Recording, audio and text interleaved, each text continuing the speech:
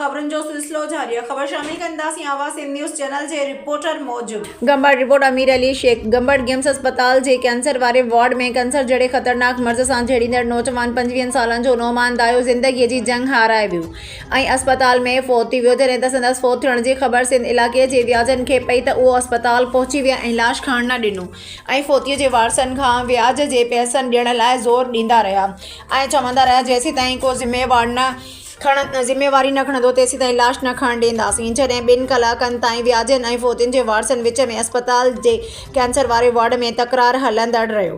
व्याजनि जे कर्ज़ जो सतायल नौमान पुटु मुनव्वर दायो ॾे व्याजनि जा 22 लाख रुपया कर्ज़ जो चवण लॻ, जॾहिं त फ़ौतीअ जी लाश ते पीउ मुनव्वर ऐं भाउ सुल्तान दायो साफ़िन खे ऐं फ़क़ीराबाद।